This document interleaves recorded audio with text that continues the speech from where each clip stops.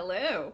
Welcome to Linguistics You Can Use. It is August 27th, I believe. Yes, it is.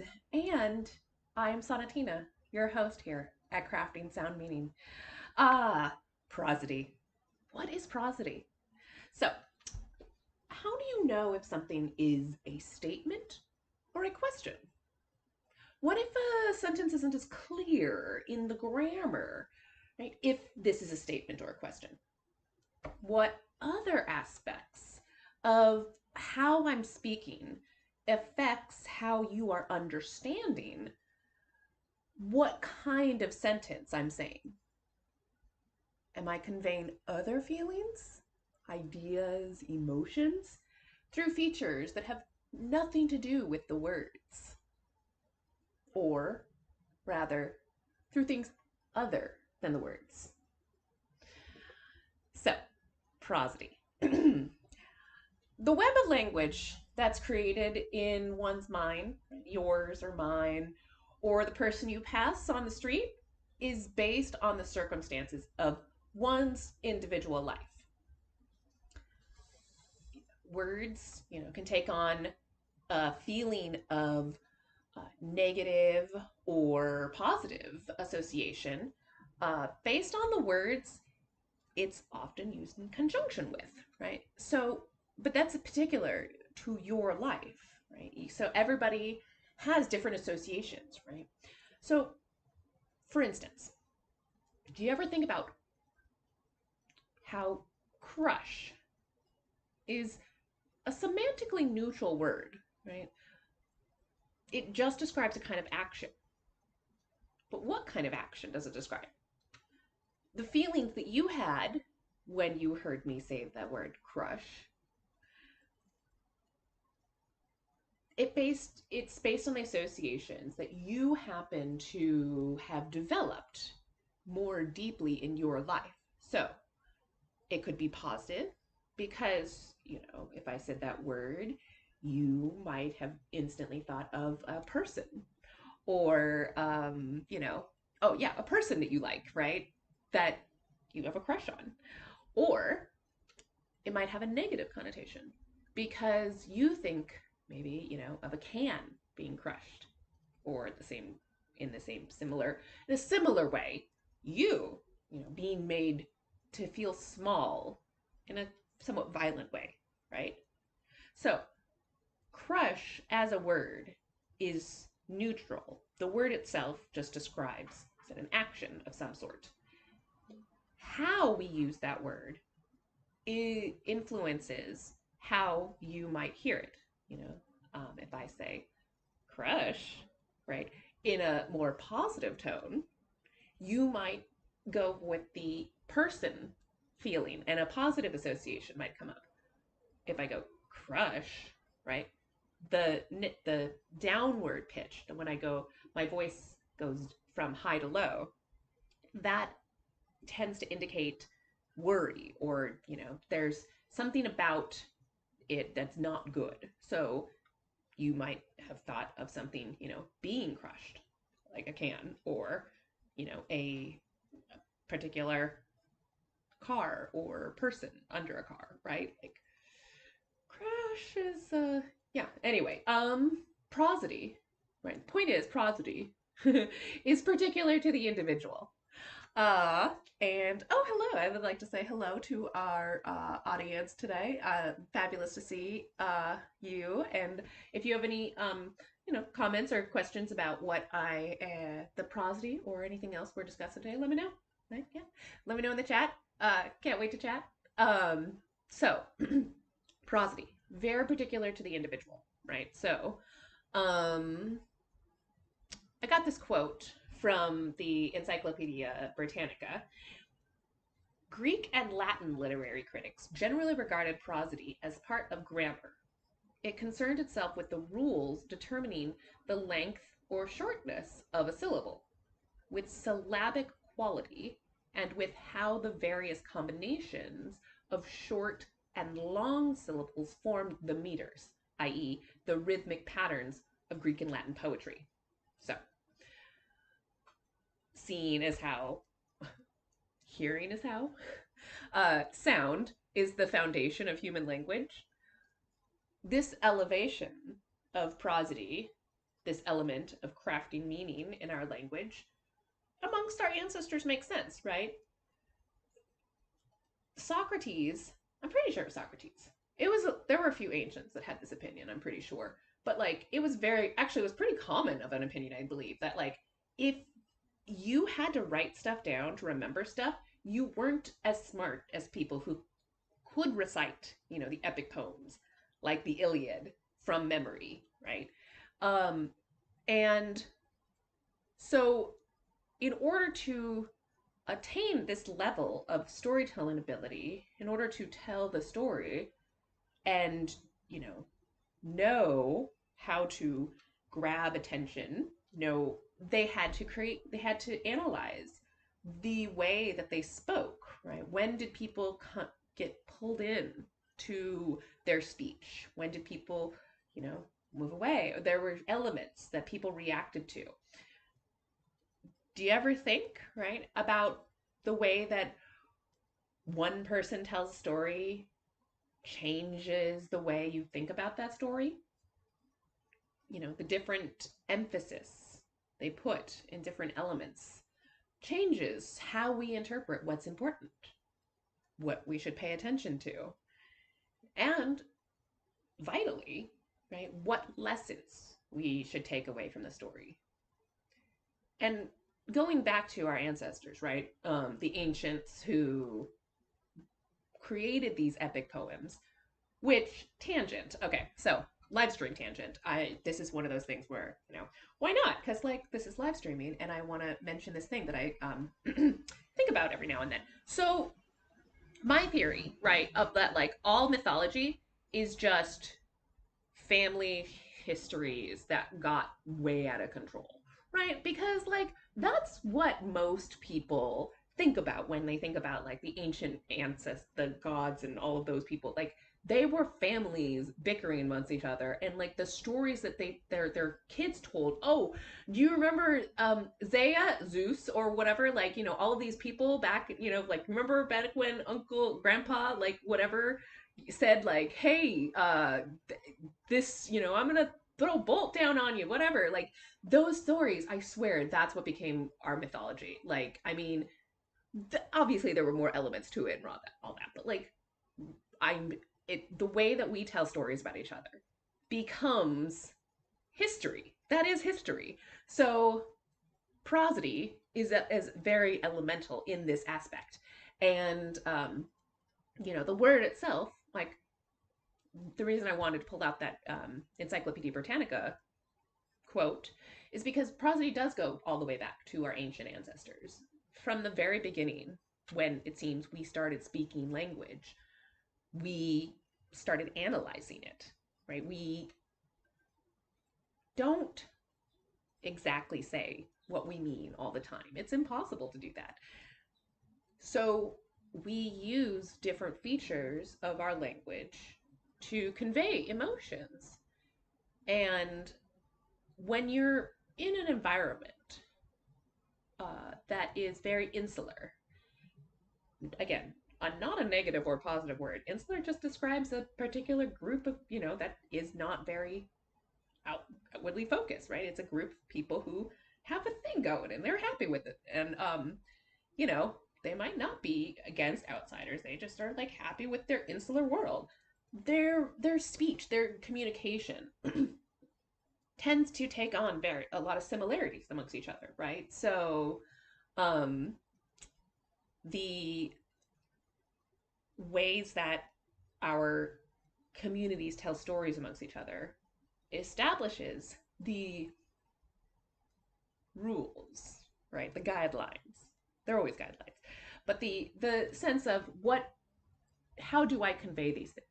So, etiquette guides, right? So, etiquette guides are notorious for trying to claim some general way of behaving is correct, right? But this is now generally being understood as saying that like anybody who didn't grow up like you doesn't know how to behave correctly, which is a very colonialist mindset.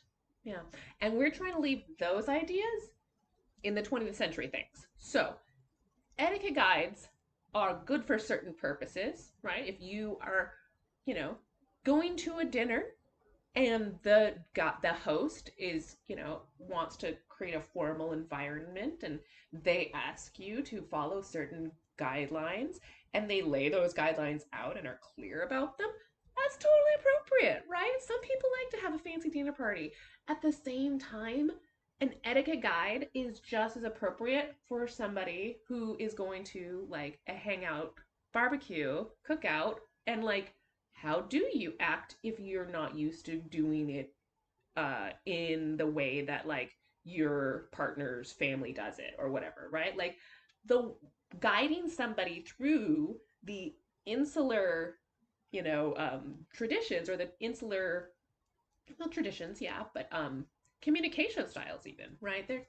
It is a thing that we need to do now a lot more than our ancestors used to because people tended to stay and marry and be very in their own community throughout their whole lives. There wasn't as much need for an overt education in your partner's family's communication style because it was just your partner's family probably came from the same environment as your family and you did. So, there was a certain level of understanding. Nowadays, it's very less common that way. So, etiquette guides that say this is the only way to behave, not great. Etiquette guides that are like, hey, this is how we act in this environment and, this might help you. That seems like a nice thing. So in this aspect of, family insularity communication styles, I'm going to tell a little story about my communication style. I mean, this is my this is my channel. You're here hanging out with me on my channel. I'm assuming you probably want to get to know me a little bit more. I'm also into getting to know you. So, let me know if you have anything, to questions or comments about the stuff that I've been talking about. So my family, right? I'm one of the main reasons I happen to be so blunt, and I'm usually the squeaky wheel for justice in a group. It's because I was raised with this idea of communication being normal, right? So in my home, speaking bluntly about our feelings and any idea we had really, it's the only way I knew how to communicate, right?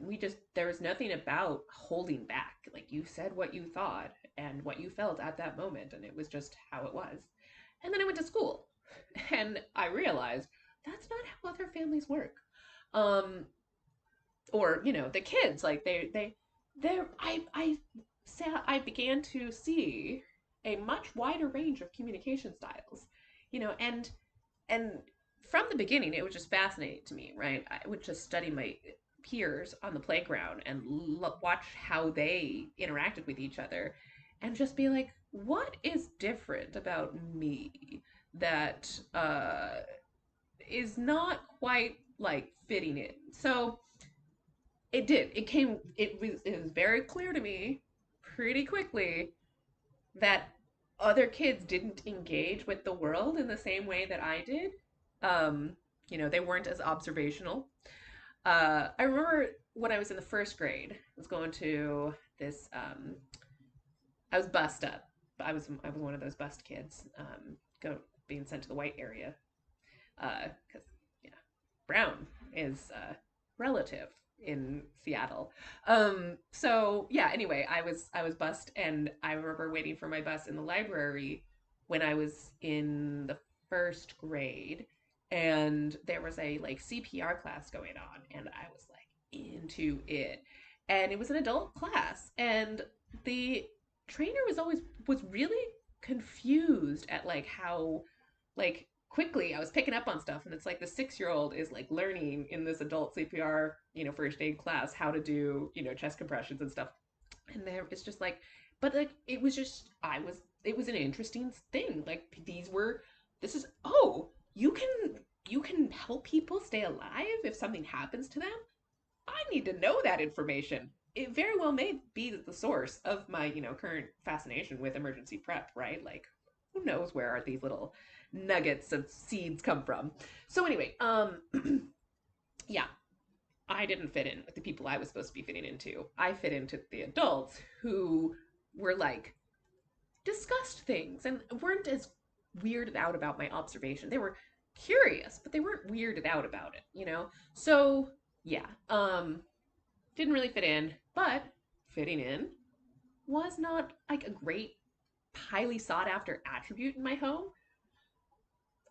It didn't matter to my family really.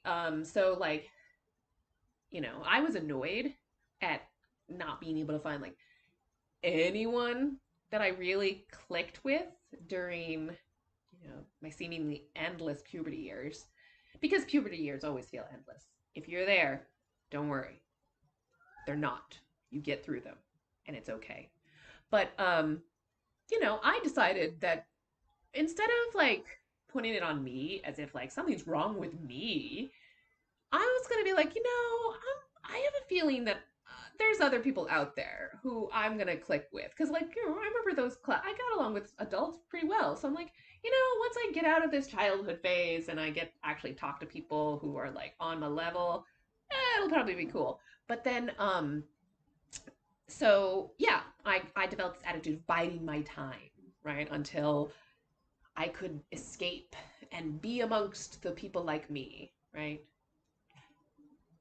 Not being attached, to high school as the best years of one's life, while still enjoying your youth as much as possible. Uh, you only get one, right? So you might as well just enjoy it. It's a balance. Yeah, I don't think a lot of people are able to maintain in those years, especially, right? And part of it is because we don't give a lot of support to each other when we're going through that most chaotic period of our lives, right? Like, obviously we're changing and growing and all of that throughout our entire lives, but puberty, whew, we need to support our pubescence much, much more than we do. All right, so, I was like, I'm gonna, I'm trying to. So it took a while, right? But it does turn out, that's what I discovered, right? When you can socialize in a way that feels most comfortable for you, all of a sudden you can find others who don't feel awkward around you being you. It's a journey for some of us, right? Because some of us are just so, out of um the mainstream. That's what it is. I got distracted because I noticed my coffee mug, well, tea mug today, but was on the screen. Don't want that. Don't want that. So anyway, yeah. In order to get to a place where we can accept that people just sometimes communicate and socialize differently, right? We have to accept that people do have drastically different ways of communicating and help those who have, haven't had to consider other people's point of view because they're a part of the majority. My goal is to help get you, to a place where you can accept this abstract idea of socializing, right? And you can not want to be around somebody and not hate them, right? There's a multitude of ways you can feel about somebody, and it's important that we understand that not everybody communicates like us. Brief, another brief tangent, kind of. So like, I didn't put any notes about this in my notes today, because it just came out this week, and I was like, I had a good thing going in my notes. So, but there's been a lot of recent studies done in the autistic studies world that the communication or interest in socializing with each other amongst autistic people amongst each other, neurotypical people, well, I guess neurodivergent people amongst each other, neurotypical people amongst each other, and cross socializing, right? So neurotypical and neurodivergent. So there's been a lot of evidence that has come out recently that neurotypical people like each other a lot. No problem. Generally, no problem. Like they like each other out of all of the three groups, right? They like each other the most. Neurodivergent people are the group that likes each other the most the next, right? But there is still that level of not all it's still less neurodivergent people like each other than neurotypical people are doing, right? Like so neurotypical people excuse me. I will try to slow down. I get excited and then I speed up. That's one of my prosody features. Oh, I remember what we were discussing today. I just, it's live stream, so I go on tangents. So, these studies that are being done, right, show, and then finally, the neurotypical to neurodivergent socializing is the lowest. But interestingly, the neurotypicals rate their interest in socializing with the neurodivergent people way low. But the neurodivergent people, indicate they would actually enjoy socializing with neurotypical people more often, right, than the reverse. So this gets us, to a lot of what these kind of awkward these I don't know. There's something about, like that kind of attitude of this person isn't somebody that I, dislike for any overt reason. I just don't feel comfortable with them for some reason. And it probably has to do with communication styles. So, an analogy that I really like, that I've been developing a little bit this week, is to consider a beam of light as it passes through a window, right?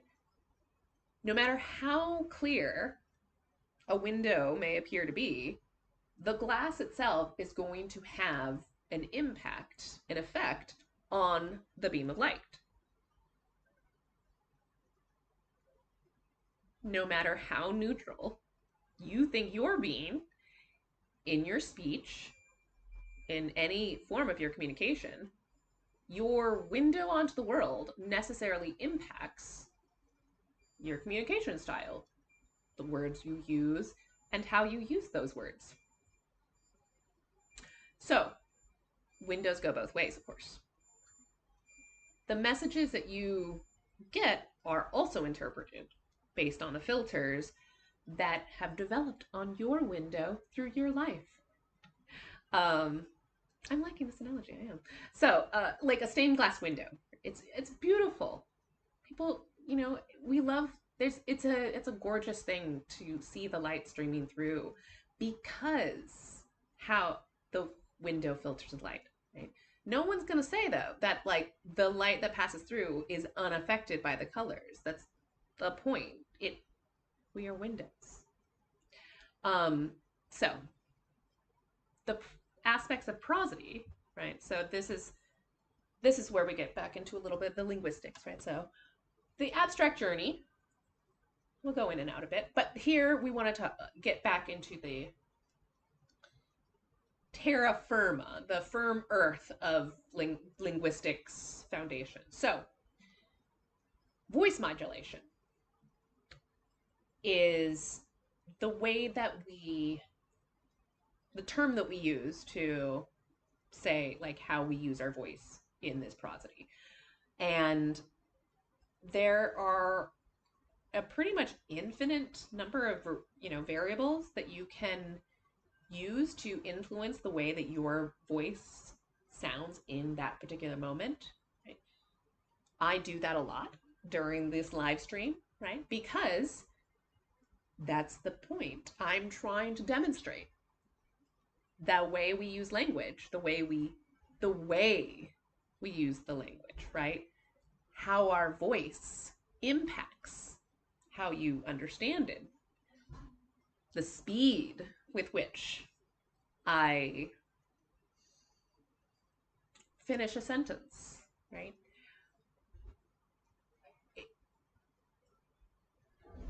A funny thing about this kind of uh, format, right, is that you never know if I'm kind of speaking extemporaneously and I'm struggling to find a word because I had this great idea, or if I'm, maybe referencing my notes and I had a really good line reading during my rehearsal and I wanted to, you know, give you a little taste of my acting abilities, right? That's one of the fun things that, for me, about this uh, exercise, right? Using this format in order to practice uh, this format. It's the, you know, looking through the last, what is it, few months of the live streams, there does seem to be a, kind of a increase in the comprehensibility for me of the subjects, and it's thanks to the exercising, just doing it, and that brings me to my notes again because haha. So there are many elements, right, to prosody, and those elements involve things that I've been showing off, right? So we have pitch, like, is my voice high, right, or low? Do I hold my words much longer than they may be, or shorter, right? Am I speeding through? I have had to consciously slow down a few times because, as I said, part of my prosodic feature, my natural prosodic instinct, is to just like super just like get it out. And then also loudness, right? How loud am I being? How quiet am I being? Am I using any particular vocal qualities like whispering or, clicking? Some there are certain, or well, that aspect actually is more like when your voice catches when you're gonna like when you're really upset, and that is kind of like the vocal quality uh that you are trying to listen for in order to maybe hear what somebody might be experiencing in that moment, right? So uh these features, right, are all on a spectrum, and because that's language. Language is a spectrum. Everything's a spectrum. Life is a spectrum. The universe is a spectrum as far as we know. So we base our understanding of a language, and as this is, in English, it's relevant to really discuss the English, patterns, the way we use these things in English. And for English, it tends to be important to pause, to bring attention, right? We are a, what kind of rhythm do we have? Syllabic? Gosh, that subject just completely like moved out of my brain. It was just like, hey, remember those three rhythmic categories? Well, we have Mora based, syllabic based, and stress. There's something, I swear. But anyway, there are, the way that English tends to use emphasis in the way that we speak has to do with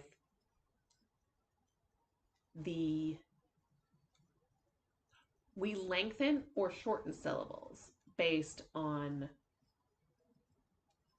the rhythm that we expect, right? So if we want to emphasize something, we will slow down one syllable and speed up the syllables around it so that overall the sentence sounds correct to our prosodic rhythmic instinct, right? And that's another aspect of this kind of subject, right? It's so variable, not only amongst cultures, but amongst individuals, right? And so we tend to feel comfortable around people who sound like us because we can relax, right? We don't have to work so hard at understanding somebody. So this is where I bring up social linguistics real quick, right? There's so many different linguistics topics we can cover, so social linguistics is all about how we use language in society, right? Socially. And prosody is the area that people tend to have the most trouble with in terms of understanding each other, right? This is the area where the miscommunication happens more often than any other.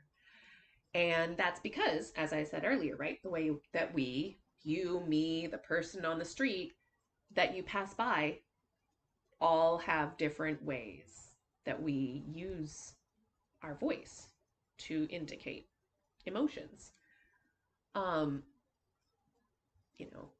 The way that I convey happiness might not be the same or similar enough to yours that you don't hear it. And so, we take away from a moment different and feelings from it, right?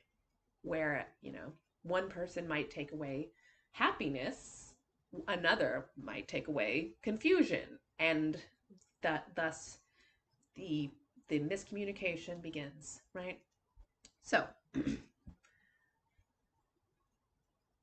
now it is impossible, right, for us as people to have created such a vast presence on this planet without having some, commonality to the way that we express emotions with our voices.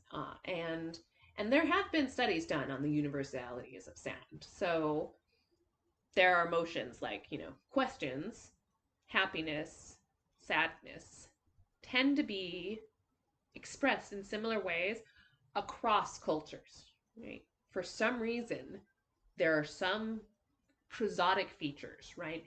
Probably going all the way back to when we first started developing language, that these elements, the way of expressing sound means this emotional state.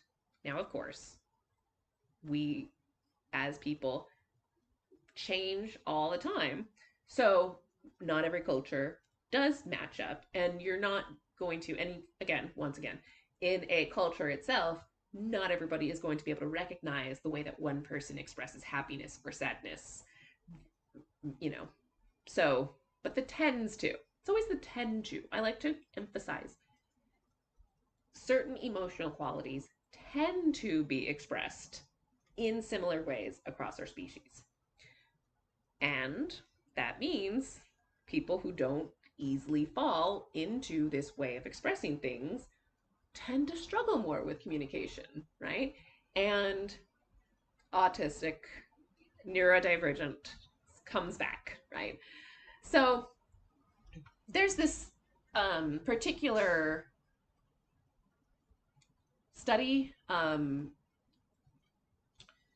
field of thought. Yeah, I'm going to go with field of thought. I think that's like the closest. Pedagogy? I think that's field of thought. Yeah. So, double empathy problem. That's what I'm trying to get to, right? This is a theory currently being discussed in autistic research circles because some people, like myself, have an area of confusion where it relates to emotional perception. And the double empathy problem twists that a little bit and says that how not that I have confusion necessarily about understanding emotion, but that the neurotypes have confusion understanding each other due to basically speaking different emotional languages. And as mentioned earlier, because the majority of our society is geared towards, you know, neurotypical communication styles, the bluntness that is common amongst my particular type of neurology is often considered rude, right? It causes someone with the kind of standard neurology to feel uncomfortable all of a sudden. They're awkward.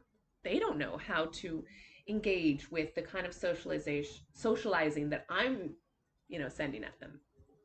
And so, since the society I live in is pretty much designed around the opposite of my neurotype, I've been the one to have felt most awkward in those kinds of scenarios. So, you know, it's a historical fact, right? Until recently, one of the hallmark characteristics of being considered autistic was like the inability to use voice modulation correctly.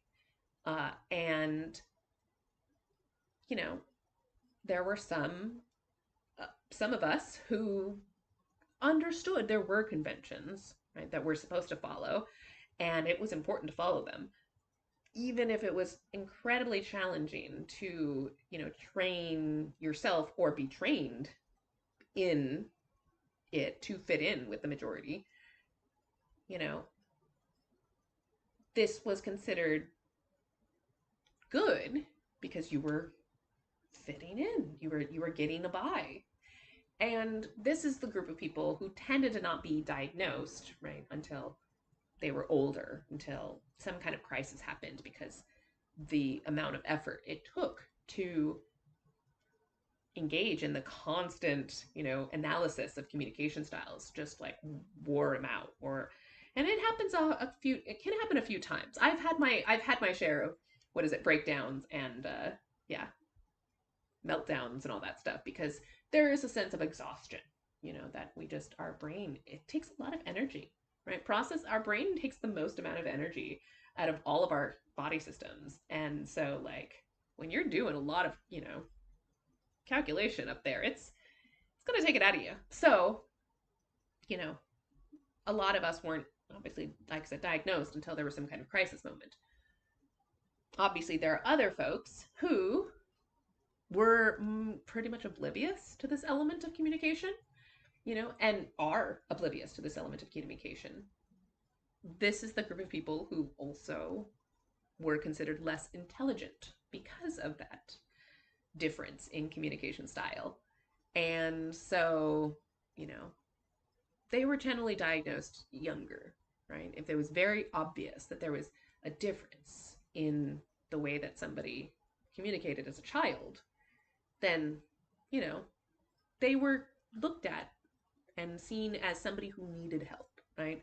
And so even if they weren't diagnosed, as neurodivergent or autistic or anything, they had a learning disability, right? Because it took more effort for the people who were currently running society to change around the lessons to help this person's communication style than the others. So the kid was blamed for being difficult because the adults didn't want to, help the kid. That's the way that I look at it, so like I understand that that is not the majority way that people look at it, but that's the way that my brain does it. And so, there is this, like, the way that the majority, communicated was considered the only way to communicate. And, there wasn't a lot of consideration among that group that maybe they weren't the ones who had a deficiency in listening comprehension. Maybe, um, you know, that was confusing. So basically, what I was trying to get at is like the majority culture blamed, those with different communication styles, uh, and instead of thinking, oh, maybe I'm the one that has a particular deficiency in listening or observation, you know, and it is confusing for those of us who aren't in the majority, right? Because communication is a two-way street. It's what I've always believed, right? It takes two people to get some kind of communication going. So, in that aspect, let's take a little, well, let's take a journey into the world of pragmatics, right? So, social linguistics studies how people or how we use language. Pragmatics is kind of telling you what you should do in a certain situation for the most successful outcome for you. And that's a very generic description of pragmatics because, like, pragmatics is an interesting field, but we're not going to get into that right now. Right now, we're going to go back to communication being a two-way street. So, actually, I totally did. I wrote this analogy. I'm like, really? It's more of a pedestrian mall where who knows what lane people are taking, right? But the ultimate point is, out of two-way street or pedestrian mall, understanding the way you express emotion can help you see if there's a disconnect between you and who you're communicating with. Whether that person is communicating through, what you would consider, the current conventions or a different kind of, style. So, yeah, this isn't useful just for those with a neurodivergent brain, right? The more intertwined our worlds become, the more we encounter people from different cultures, right? So, oh, that's what it was. Like, yeah, I wrote this note, cultures, and I was like, oh, yeah, that's right.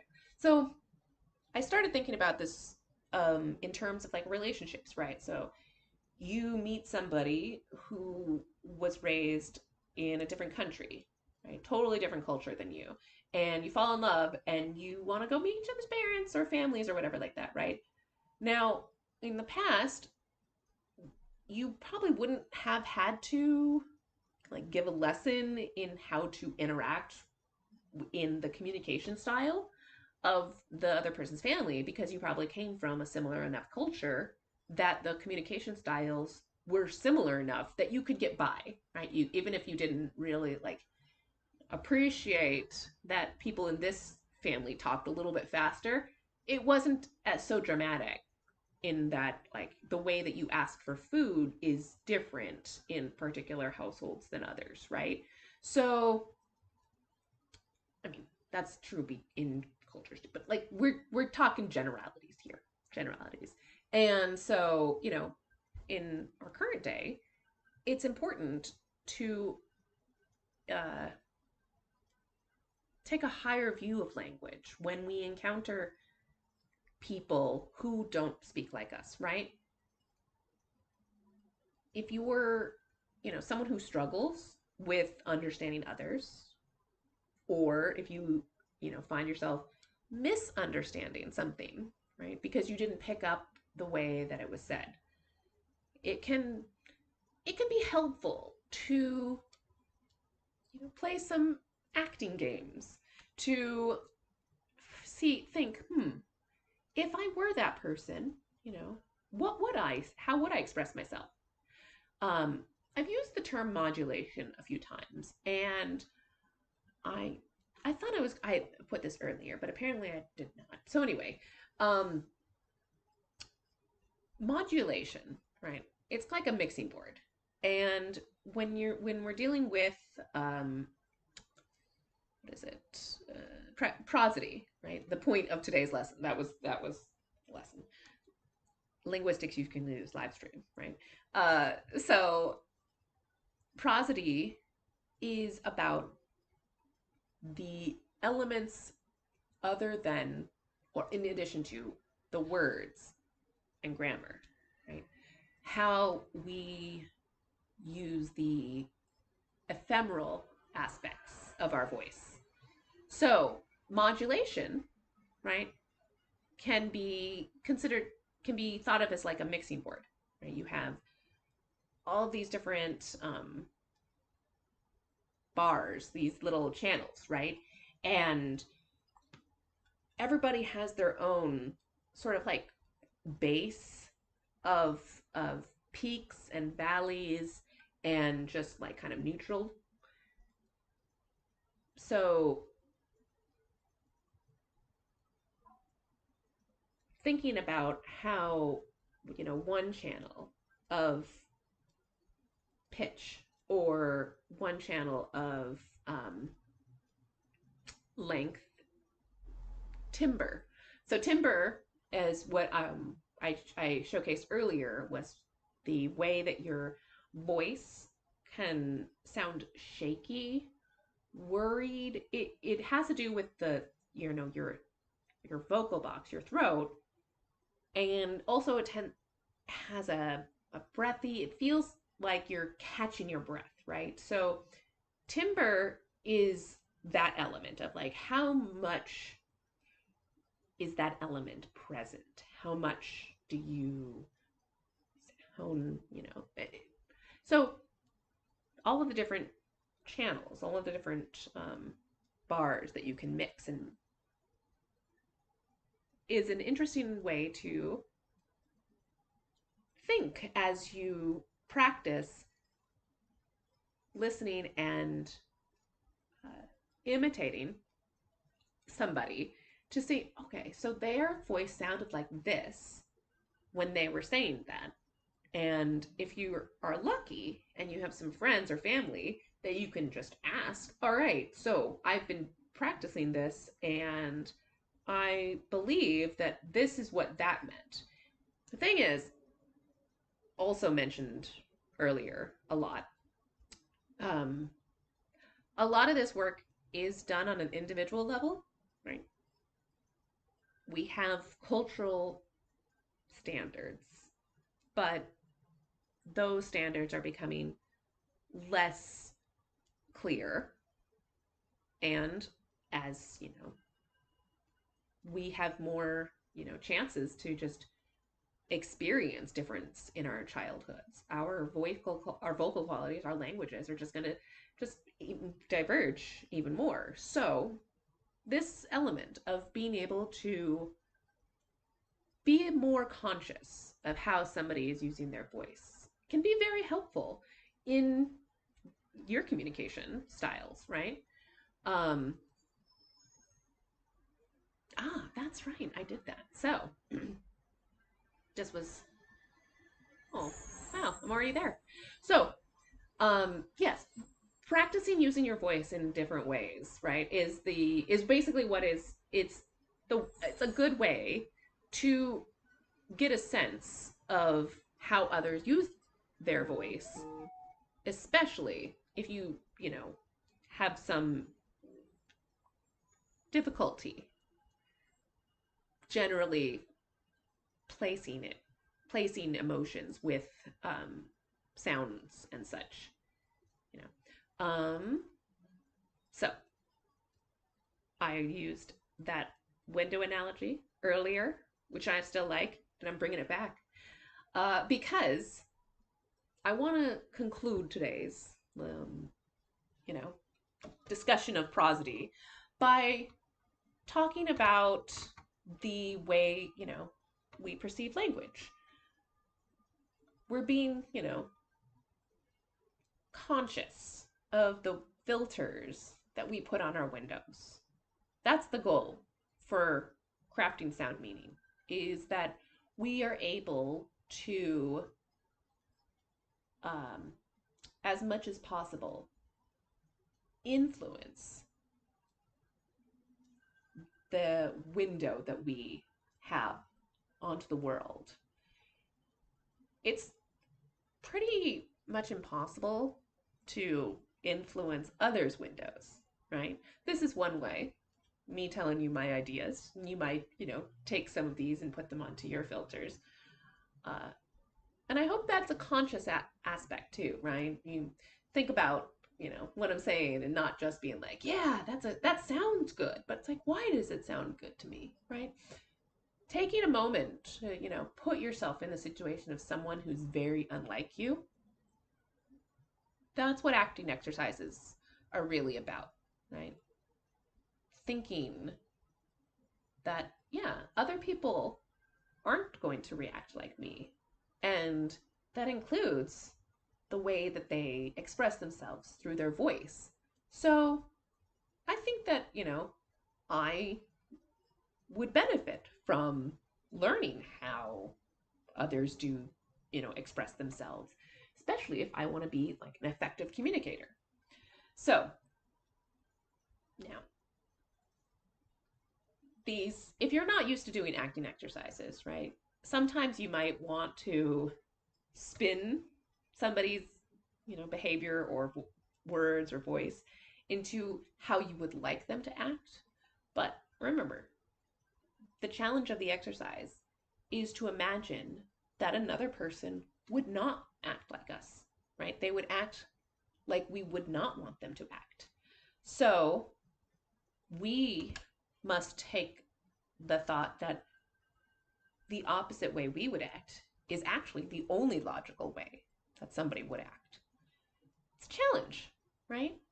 And for me, that that is crafting prosody, right? And crafting prosody is crafting understanding. It's a part of it. So if you spend some time playing, crafting your prosodic qualities, you might find that you have a little bit of an easier time understanding others, and others might have, an easier time understanding you suddenly. Uh, can't promise anything, people will be stubborn or, people will be very generous in their, you know, trying to understand you. Life is full of randomness, and that is why it is beautiful. All right, well, that is all the linguistics you can use for this week. I'm Sonatina, and if there's a particular area of language that you would like to discuss, let me know in the comments or send me an email. The details are in the description. Thank you so much for joining me this week. I hope this exploration of prosody helps you get out there and have some fun crafting sound meaning. Bye.